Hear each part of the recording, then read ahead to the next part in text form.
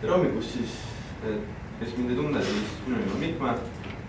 Ja siis tänaseks teemaks on niisugune uus ja huvitav kettekast niimoodi Tintri. Kui me räägime natukene virtualiseerimist, siis alates 2001. aastast, kui Jesix esimesena välja tuli, siis tänapäevaks on siis virtualiseerimine jõudnud nii kaugele, et umbes 78% kõikidest teenusest jookseb virtualiseeritud keskkonnas. Ja mida see kaasa toob? See toob ka endaga kaasa selle, et puhtalt virtualiseerimisele pühendunud storage'il on oma koht andmekeskusele. Me räägime praegusel kasutusel olevatest tavalisest kettekastidest, siis nad ei ole virtualiseeritud keskkonna jaoks kõige paremad, kuna neil ei ole seost virtuaalmasinate kui sellistega, sest see tähendab, et neid on üsna keeruline provisioneerida ja neid on raske saisida, ehk sa ei tea, kui palju tegelikult antud mahuk kasutusel on. Ja kui midagi seal korralikult ei tööta, on seda ka väga raske leida, kus kohas on sul süsteemis kitsaskohad. Kuna klassikaline storage kui selline oli mõeldud algselt füüsiliste serverite jaoks, kus sul oligi üks lund, mille sa annad ühele füüsilisele serverile kätte, kus peal jookseb üks aplikatsioon. Aga virtualiseeritud andmekeskuses on nii-öelda IO Blender, kus sul ühe lunni peal jooksevad erinevad teenused, millel on eri IO profiilid, mis proovid accessida eri piirkonda ketastel. Ja kui mõni aplikatsioon või virtuaalmasin on väga ahtne oma ressursikasutustega, siis see tähendab, et teised teenused, mis sama ressurssi kasutavad, jäävad aeglaseks. Ja mida Tintri üritab teha, on siis luua mappingut virtuaalmasina ja siis kettapinna vahel. Tintri nägemus on see, et sul on üks-ühene mapping, et sul on aplikatsioon ja sa tead, mis storage ja mis aplikatsioonile antud kettapind kuulub. Teine asi, mida Tintri üritab teha, on viia storage'i halduse võimalikult lihtaks. Ja esimene samm selle jaoks on, et storage peaks olema VM-i ja VR-e. Ehk sa pead teadma või kettekastis sa pead nägema, milline tükk ketast kuulub millisele virtuaalmasinale. Kuna see on ainus võimalus, kuidas vältida just samu kitsaskohti, mis on tänapäevasel praegusel kasutusel olevates storage'ides, kus sul ei ole mingit nähtavust allapoole lunni tase. Teiseks võiks see kettekast, kuna ta juba VM-i teab, mis asi on VM, võiks tal olla ka pilt, mis temast ülevalpool toimub. Ehk siis, kuna storage'i probleemid, kuigi alati kiputakse näitamast näpuga kettekasti poole, siis tihtilugu on tegelikult probleemis kas siis vahel olev võrk või siis isegi server ise ja serverite enda ressursid, näiteks mälu või protsessori kasutus. Ja kogu haldus võiks olla ainult VM-ide baasil. Ehk siis ei mingeid lunne, ei mingeid raid-gruppe ja ka kõik snapshotid ja kloonimised võiksid toimuda ainult VM-i põhjal. Kuna see on tegelikult see loogiline tükk andmetest, mida inimesi huvitab. Et kui me mõtleme Tintri appliance'is, siis ta on hübriidkettekast, mida on väga kerge üles saada, annad talle IP-d külge, ütled talle QV-tsentri külge, saad ühenduda ja ta ühendab ära. ja tema ülesanne, mis on temas natukene erilist, on see, et tal on nii-öelda flash first arhitektuur ehk kuidas ta oma Flashi ressurssi kasutab. Et kõik IO, mis sa Interile kirjutad, läheb alati Flashi. See tähendab, et performance, mis sa saavutad, on suuremal enamusel juhul sarnane Old Flashi ketekastiga. Teiseks on see, et on new tuning required, et kuna sul ei ole võimalust kontrollida, see tähendab võimalust paigutada, et teha erinevaid write-gruppe ja paigutada oma andmeid nii, nagu sa ise heaks arvad, siis see tähendab ka seda, et Intri peab ise olema piisavalt tark, et selle sinu eest ära teha. Ja poole poolt VMs ehk nagu ikka, kõik asi toimub virtuaalmasinate tasemel ja sama on ka asjaolu, et ta suudab profiilida VM-e ehk ta suudab näidata ja suudab ennustada, milliseid blokke või millist access pattern'id üks või teine virtuaalmasin kasutab.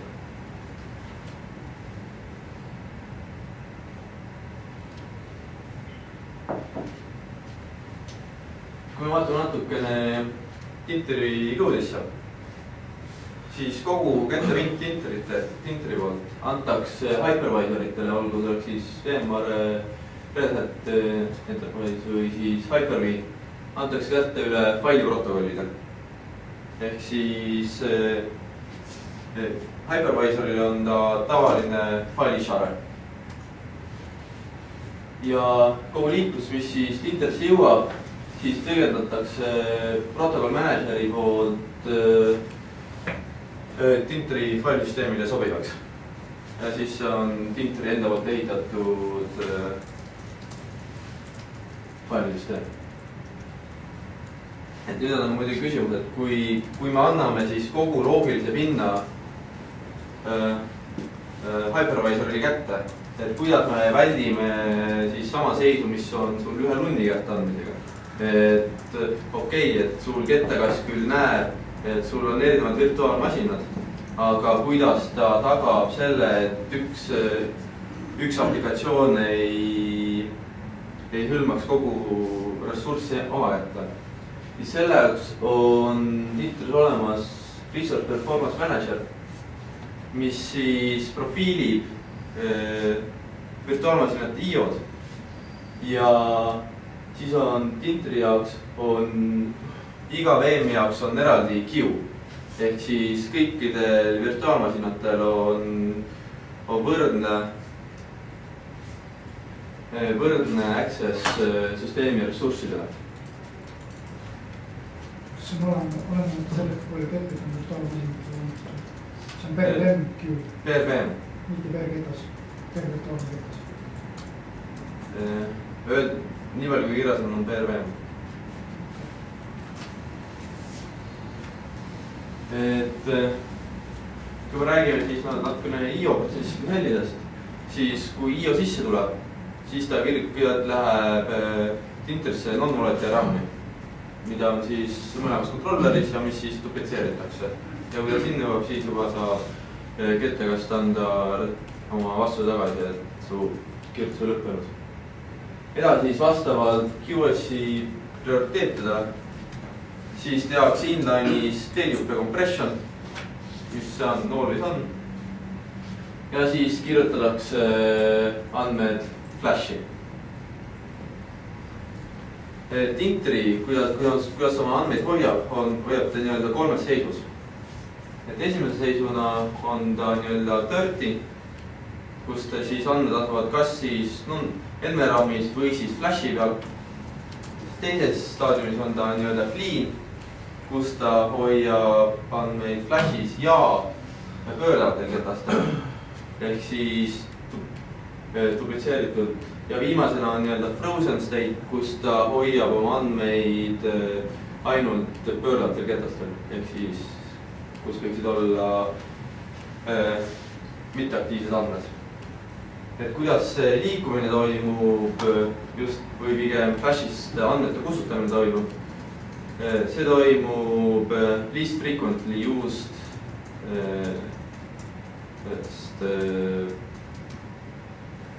pattern põhjal. Ehk siis kui sa teed mingeid öiseid back-up'e, kus sa korra loed andmeid, see ei liiguta andmeid veel flash'i, ehk ta ei riku sul ära aktiivset datasetti.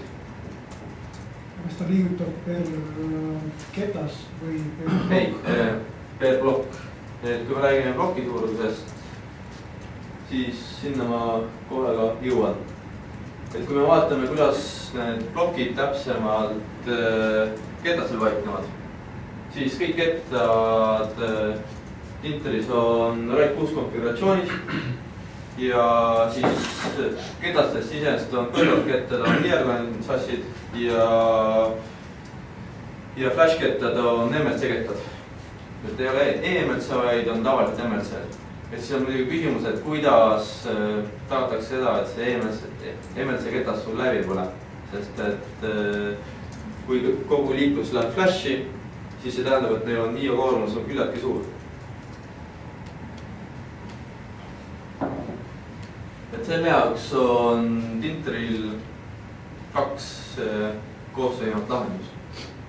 Esiteks on Tinteril failsüsteem, mis on log structured failsüsteem, ehk siis ta kirjutab oma andmed print puhvrisse. Ehk siis kui sul kirjutamine tuleb, siis ta tuleb alati puhtale pinnale, et ta ei pea eelnevalt andmeid eest ära kusutama. Ja see back ja see scrubbing ehk siis vanadata eemaldamine toimub backgroundis. No teisena, mis just ketaste vastupidavuse jaoks on oluline, on see, et Tinter kirjutab ainult alati täis stripe. Ehk siis andmed kogutakse NRAM-i kokku ja siis täis stripe'id kirjutatakse kettale. Ja siis kettale kirjutamine toimub flashi puhul 8 kilose plokiga ja pöördavate ketaste puhul on 512 kiloste ekstentidena. Ja see liigutamine flashi ja pöördavate ketaste vahel on ikkagi endiselt 8 kiloste plokkidega.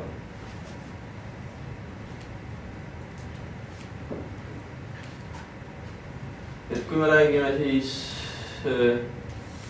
quality of service'i toimimisest, siis traditsiooniliselt on sul keteksil first in, first out. Ehk siis, kui on mõni virtuaalmasin nahknem kui teine, siis see tähendab, et IO peab ootama enne, kui esimene saabunud requestid on ära täidetud. Mis tähendab, et selle kolmas VM siin peab sellel on kõvasti halvem response time kui siin esimestel blokkidel. Aga mida Tinteris teeb, ongi, et igal virtuaalmasinal on oma queue. Kuigi jah, per vendis on queue, mitte per VM. Ja siis kõikidel virtuaalmasinatel on enam võrdne prioriteet süsteemi ressurssidele. Ehk siis kõik VM'id peaksid saama võimalikult võrdse service time'i kettekasti poolt. Et mida siis Tinter oma lihtsusega üritab teha, on väga hea analoogina öeldud, et Tinter üritab teha storage'ist elektri. Ehk siis ta võiks olla siukene ressurss, mille sa paned omale seina, ühendad ennast ära ja siis sa saad teda ka kuni teatud piirini saad teda lihtsalt kasutada. Kui sa nagu uue arvuti või lambi kodus ostad, siis saad lihtsalt torkata seina ja seni, kuni sa oma teatud koormust ei ületa, seni saad teda vabalt kasutada. Et sa ei pea hakkama kuskilt elektrijaamast omale lisavoolu pakkima. Et kõik võiks käia lihtsalt nagu arvuti step'is pistmisega. Et samamoodi ka VM-ide puhul lihtsalt sul on kettapind, kuhu sa lihtsalt paned oma VM-id. Et aga siis on nagu küsimus, et need piirid, kas mul on kettekassis ruumi või ei ole, et need on alati küllaltki hägused, sest et see, et kui palju kui kettekast on minni käest alati küsitakse, et kui palju nagu kettekast suudab oma IO-t teha, siis on nagu alati, vastus on alati, et it depends.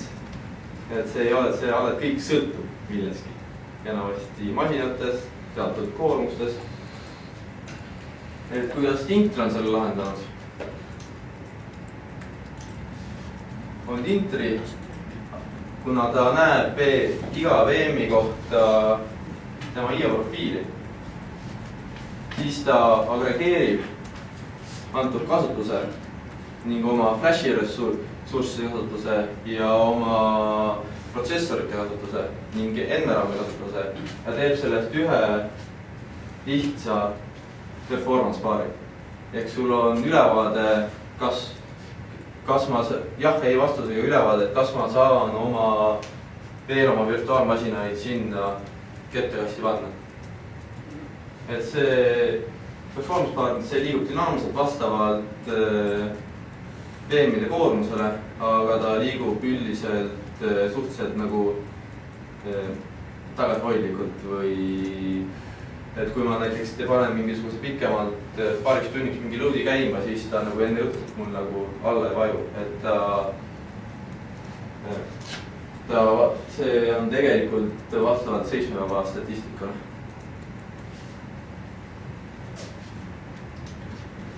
Et kui me vaatame siis appliance'id endaid, siis appliance'ist kui sellisest on 3 mudelit. Tal mingit konfigureerimise võimalust või ketaste valiku võimalust sellist ei ole. Ta ongi, et kasutada pinna puhul ongi, see on 10, 30 või 45 tera. Ja see on siis ainult pöördavate ketaste pind, et SSD pinde sinna sisse pole arvestatud. SSD pind on pigem just nagu selle jaoks, et tagada performance. Aga seda arvestada, et on deduplitseeriva ja compressionit toetava kassiga, see tähendab, et tegelikult efektiivne pind võiks olla vähemalt poole rohkem. Ja siis sõltuvalt palju on keskkonna snapshot kloone ja vastavalt andmete profiilist. Siis muidugi on antud teatud määral nagu VM-i numbrid, palju VM võiks kettekastis mahtuda, et need peaksid olema videokeskkonna mingisugused numbrid, aga need alati sõltuvad tegelikult individuaalsetest rakendustest. Ja siis on nagu palju on virtuaalkettaid toetatud. Ehk siis meil antud juhul siin koha peal, mis on tal räpis ilusa valge peseliga, on siis 850 tere. Kui me räägime skaleerusest sellisest, siis Tintri skaleerumine ongi, et sa lihtsalt paned omale teise appliance'i kõrvale. Et VMware vaatepildist see teine appliance tuleb lihtsalt sul uue data store'i. Ja hetkel mingit automaatset liigutamist kahe data store'i vahel välja arvatud replitseerimine muidugi ei ole. Et seda liigutamist või sellist võimalust arendatakse, vaikselt tuvatakse, aga kui see välja tuleb, siis saab täpselt näha, millistel juhtudel ja kuidas ta on selle lahendanud.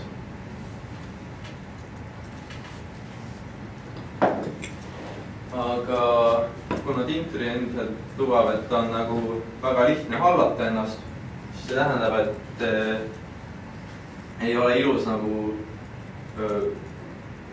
olukord, kus sa peaksid hakkama erinevate Tintri kastide vahelt otsima, et millises kettekastis mul siis virtuaalmasin on, kui sellega on mingeid hädasid, et sa tahad oma performance'it vaadata. Et selle jaoks on Tintri olemas Tintri Global Center, mis suudab siis kuni 32 süsteemi performance andmed omale kokku korrata. Ja sealt saab ka ühes kohas vajadusel hallata replitseerimist ja snap'e kloone. Kui me snap'idest kloonidest rääkisime, siis Tinteril on snapshotid, toimivad redirect on first Friday põhimõttel. Et see snapshot saab korraga olla ühel virtuaalmasinal kuni 128 ja see snapshotide arv WebStore'i siin on öeldud tuhandeid, et mulle vähemalt meie tehnilise Tinteri kontakti poolt öeldi, et see on 1050 on ligi miljon. See ei tohiks jääda, et kui meil oli öeldud, et näiteks virtuaalkettaid saab olla kuni 6000, siis 6000 ei ole see veel, mis on snapshotid. Et 6000-le veediskile saab teha kõigile snapshotid. Ja kõik nagu ikka toimub VM-i tasemel. Sama on ka kloonidega. Kloonid põhinevad snapshotidel. Ja kloonid on siis samamoodi zero space, ehk siis kui sa ütled klooni mulle VM, siis seni kuni sa seda klooni pole muutnud, seni ta lisaruumi ei võta. Ja kui sul on kloon olemas, siis sa võid klooni kasutada nii-öelda master image'ina, millest sa saad deploy'da korraga kuni 500 virtuaalmasinat.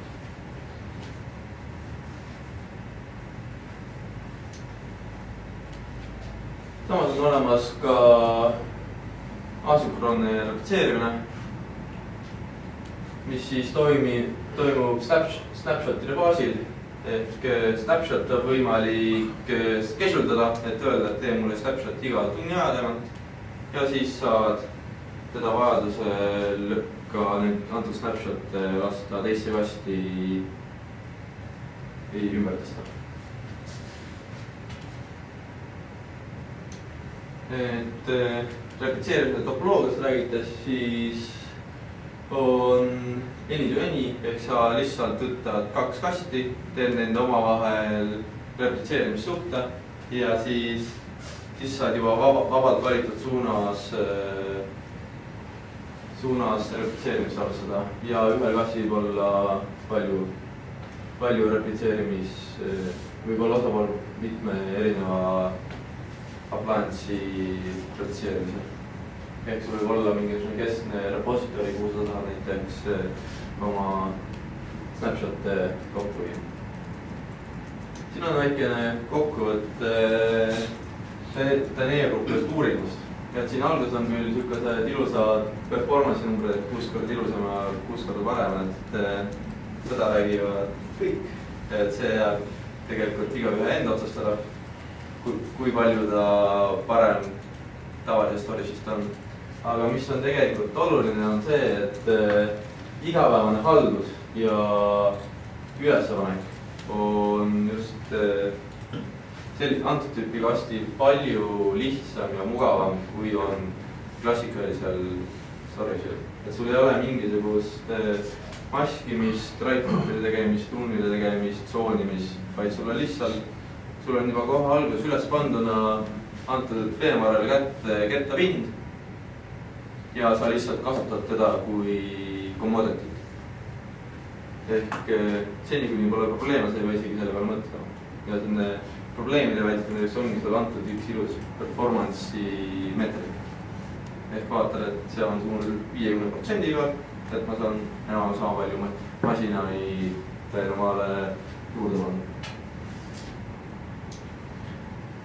Et Tinteri on juba mõned aastad turul olnud, et tema klientide sealt on ka palju niisuguseid toredad tuntud firmasid.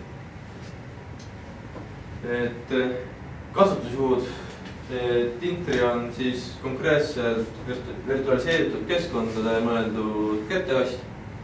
Ehk siis tavalised virtualiseeritud keskkonnad tänu oma Zero Space kloonidele ja snap'idele toimub ka ta väga hästi videokeskkonnas.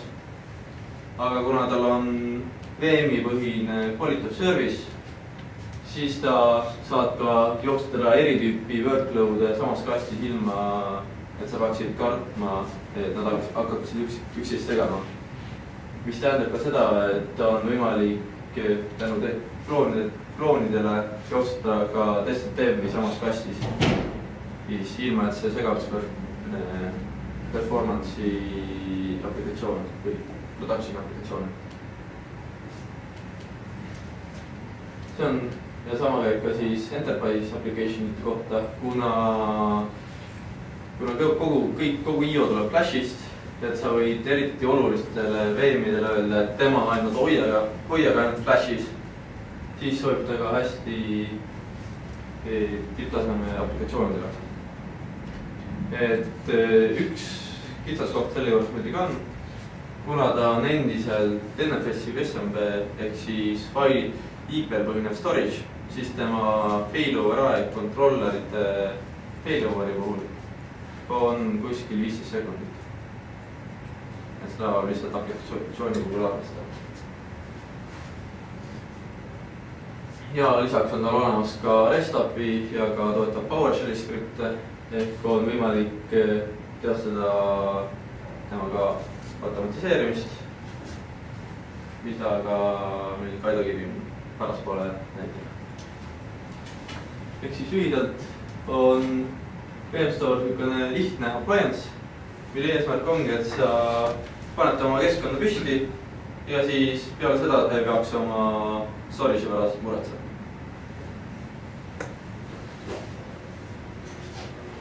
Et kuna ta on natukene teistmoodi, teist tüüpi appliance ja ka meil on näiteks paar nädalat tagasi sai ka tutvust siukest lahendust nagu Nutanix, mis on siis nagu hyperconverged lahendus, kus on kettekast ja hypervisor kokku pandud, siis natukene vaadata, et kuhu kohta ta soovib. Et kui me räägime virtualiseeritud keskkonnas, siis nende jaoks on nagu uued lahendused, mis siis teavad, mis asju VM on kõvasti ilusamad kui vanad tüüpi plokil põhinevad lahendused. Et mis Internet ja Nutanixit eristab, ongi see, et Nutanix on hyperconverged lahendus, ehk sul tuleb hypervisor koos kettekastiga ja ta on üliskaleeruv. Ehk siis 100 000 nagu kõige alustades kolme. Ning lisaks sellele on ka nad samamoodi lihtsalt ühtse storage pool'ina hypervisoriga ette antud. Aga samas, kui sul on vaja klassikalisi plokiprotokolle, siis on, või siis näiteks SUNist bootimist või füüsilist cloud'i jooksutada, siis on tavaline ploki kettekast alati omal kohal. Et feature'i poole pealt, siis skaleeruvuse mudelid Tintri puhul on lihtsalt saada mõne teise kõrvale. Et Nutanix, mis on siis üliskaleeruvalt, sa laiendad oma eksisteerivat lahendust, ehk sul jääb endiselt üks halduspunkt. Ja ploki puhul on nagu endiselt lisada omale vaikseid ketteid. Et kui me räägime implementatsioonist, siis näiteks Tintri püstipanekul kõige rohkem läks aega IP-de hankimisega. Et sa paned ta räkki, paned voolu külge, annad talle IP ja ta on püsti. Et kui me räägime migratsioonist ja niisugust asjadest, et kui valulik või valut on sul teda oma keskkonda püsti saada, siis kuna need esimesed 2 lahendust on mõeldud virtualiseeritud keskkondadele, siis on vMotion ja on su probleem lahendatud. Et sama on ka samas tõsi ka klassikalise ploki storage'i puhul, aga selleks, et sa saaksid vMotionit teha, tuleb sul enne teha tükk maad tööd. Et data protectionist Tintri on siinkohal kõige nõrgem hetkel, et tal on ainult asünkroonne replika, aga Nutanix suudab teha juba sünkroonset, seda küll mitte enam VM-i baasil, vaid konteineri baasil, ehk siis data store'i baasil. Ja blokil on tuttavad asünkroonsed replitseerimised ja ka Active clusteri võimalus lisariistvara. Ja samas on ka ploki puhul see, et kui esimesed 2 lahendus on IP põhjal, ehk siis failover aega saab mõõta sekundites, siis ploki puhul on vastavalt multipassingul. Ehk siis siin ei tohiks ühegi aplikatsiooni probleem olla. See on nagu lühidalt kõik. Performance'i test alati see teinud. Me tegime selle testi, mis me selle Extreme.io-ga tegime. Mitte nii põhjalikult, aga sama workload. Samad workload'id lasime sealt läbi ja tegime selle ära siis, eks ju, Extreme.io-ga, Nutanix'iga, Tintriga ja VNX-iga. Ja sina võid nüüd rääkida, mis need tulemused on. Kui me räägime performance'ist, siis Extreme.io, mis on siis all flash'i kast, ehk siis temal on lihtsalt kõige rohkem minutu ja tema suutis teha 95 või 100 000 jopsi. Ehk siis ja see juures arvestada, et response time'id jäid ikkagi alla 5 sekundit, enam-vähem 2 millisekundi piiripeal. Et Intri puhul jooktasime sama workload'i, saime kätte umbes 33 000. Ja meil oli see T850. Ja see on siis keskmine kassi puhul. Et noh, nendest algoritmist ei tea mitte midagi, kas sul midagi lugemise ja kirjutamise see kiirus on balanssis või et ma ei saa aru, et sul on see flash, liigub läbi flash'i ja kirjutamises sa nagu niimoodi nagu aru, kuidas see saab cache ida ja teha, kuidas nad seda lugemist nii kiireks saavad? No lugemise kiirus, kui ta juhtub, et sa loed oma külma datat, mis on sul pööratud ja ketastel, siis jah, ta on aeglasem. Siis ta peab tulema pööratud ketastel. Aga selle jaoks on tegelikult, et tal on tegelikult võrreldes pöördava pinnaga, ehk siis kui sul Usable on sul Torrentile, siis selle jaoks on ta tegelikult, siin on küll roopinnaga 5,3 tera flash'i. Ja sellele on see flash deduplitseeritud ja kompressitud. Ehk vaadates jah, ta ongi mõeldud sellele ja lisaks sellele on sul ka PM-i awareness ehk sul kettekast võiks teada, milliseid blokke accessitakse. Ehk siis ta üritab ikkagi või ta peaks hoidma oma aktiivset datat flash'is. Jah, ma ei ütle seda, et ta kunagi sul pööratud kedastelt ei pea lugema, aga need olukorrad peaks olema minimeeritud. See sõltub, et kui suur sul see aktiivne data on. See sõltub aktiivsest datadatest. Kui sul seda on 66 terabaiti, siis keegi ei saa öelda, et ta nüüd mahuks ära sinna flashi peale, see ei olegi võimalik. Aga samas jah, kõik need D-tupid compressionid, mine sa tea, mis tüüpi ta on. Aga mis oli minu arust need testid üks palju huvitavam asi. See oli see, mis näitas nagu block storage'i ja nii-öelda selle VMware storage'i nagu põhivahe. Oli nagu see, et kui Extreme.io-l testid käisid ja paralleelselt me panime mingisuguse kloonimise asja nagu tööle, siis performance kukkus umbes 3%. Väga kolmandiku, et kuskil 65 jooksib. Ja kui me tegime sama asja selle Tintriga, siis kuna ta on VMware ja seal ei liigutada blokke, siis põhimõtteliselt performance impact oli 0. Seda ei olnud. Vähemalt, kuna see kloonimine iseenesest käib ka sul 2 sekundiga, siis kui seal hetkeliselt midagi oli, siis ta ei avaldanud mingil määral mõju või ta ei paistnud välja. Eks siis jah, et kui sul on täisvirtualiseeritud keskkond, siis selline VMware tüüpi asi ei ole üldse halb. Ja vist pidid neil tulema aga niimoodi, et oleks slaidide peal olemas võimalik näidata mingi all flash kastid mingi aeg lähitulevikus. Nad on vähemalt, arhitektuur toetab all flashi lahendust. Et nad ei pea selleks hakkama midagi ümber tegema, lihtsalt seda, et tiernut enam ei ole vaja kasutada. Aga praegu hetkel lihtsalt, kuna on asi kinni rahas lihtsalt, et kuna pöörleketas on nii palju odavam ja enamustes keskkondades on sul teatud aktiivne dataset ja teatud andmeid, mida ei kasutata, siis hübriidlahendus on efektiivne. All Flash on täna ikkagi pöörlevate ketastega võrreldes price tag umbes 5 korda. Midagi ei ole teha. Flash on kallis. kas ma mõtlen, see Flashi redundancy jaoks on teil oma lahendus või see oli RAID 6 või? RAID 6. Plussi... Nad teevad riistvara raidi seal sees, ma saan aru. Jah. Et plussis on andmete enda loogilise kaitse jaoks on seal omaette süsteemi, et süsteem on nagu sellised skriptile, et ja iga plokk, mis sa kirjutad, tehakse checksummid ja mis pärast lugemisel ära kontrollitakse ja selleks on väga pikad white paper'id näiteks kaasas. Mida võib jagada, kui on huvi.